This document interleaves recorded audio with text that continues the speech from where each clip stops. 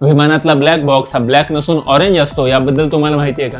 Black बॉक्सचं महत्त्व मी तुम्हाला सांगेलच, पण त्याआधी पटकन चॅनलला फॉलो करा. विमान अपघात झाला की सगळ्यात पहिला ब्लॅक बॉक्स शोधला जातो, कारण त्यामध्ये विमानातील अनेक महत्त्वाच्या गोष्टी रेकॉर्ड झाल्या असतात. या बॉक्सचे दोन महत्त्वाचे भाग असतात, ते म्हणजे कॉकपिट व्हॉइस रेकॉर्डर, ज्यामध्ये पायलट आणि को पायलट यांचं संभाषण रेकॉर्ड झालेलं असतं, तर दुसरा असतो फ्लाईट डाटा रेकॉर्डर, ज्यामध्ये विमानाचा वेग, उंची, इंजिनचा डेटा, विमानाचे दरवाजे उघडले होते की नाही, ब्रेक लागले होते की नाही, अशा 80 पेक्षा जास्त गोष्टींची माहिती स्टोअर केलेली असते. ब्लॅक बॉक्सचं आवरण हे इतकं मजबूत असतं की ते 1000 अंश सेल्सिअस तापमानातही व्यवस्थित राहू शकतं, आणि जर हा बॉक्स पाण्यामध्ये बुडला तरी पुढच्या 30 दिवसांपर्यंत तो एक सिग्नल सोडत राहतो, ज्यामुळे हा बॉक्स शोधणं सोपं जातं. हा बॉक्स सापडला की विमानाच्या अपघाताचं नेमकं कारण स्पष्ट होतं, त्यामुळे या बॉक्सला विमानाच्या शेवटच्या क्षणांचा साक्षीदार समजलं जातं.